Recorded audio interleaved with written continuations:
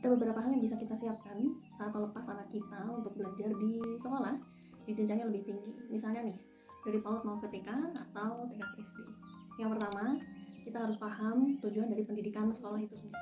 Apakah agar potensinya berkembang sesuai dengan tahapan usianya, atau karena ego kita yang berbunyi anak harus belajar di sekolah, atau agar sama dengan anak-anak lainnya yang sebagian besar belajar di sekolah.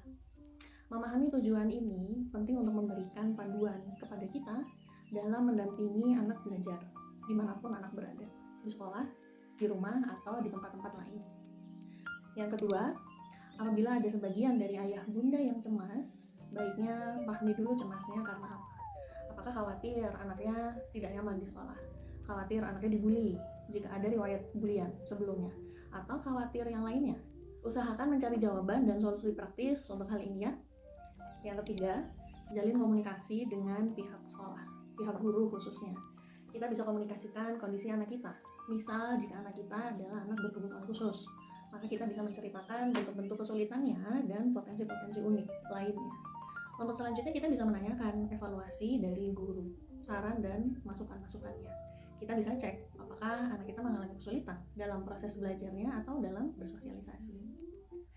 Yang keempat, kita harus mempersiapkan rencana untuk menjaga gizi anak kita.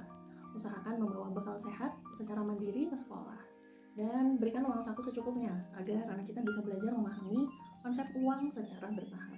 Namun tetap sepakati apa yang boleh dibeli dan tidak boleh dibeli. Untuk TK sebaiknya tidak diberi uang saku dulu ya. Yang kelima, jaga komunikasi hangat dengan anak kita. Ini poin yang penting sekali. Diskusikan bahwa sebentar lagi ia akan belajar di sekolah. Lalu cek deh bagaimana perasaannya, apakah ada yang dikhawatirkan, ditakutkan, dan lain-lain. Kita bisa bicarakan ini saat ngobrol sebelum tidur malam atau saat main bersama anak. Jalinan komunikasi ini juga penting untuk mengetahui kondisi anak di sekolah lewat cerita-ceritanya. Jadikan diri kita sahabat yang baik bagi anak, sampai anak tidak canggung dan tidak takut menceritakan apapun ke kita. Selamat mempersiapkan diri dan anak-anak untuk bersekolah ya Ayah Bunda. Sehat selalu.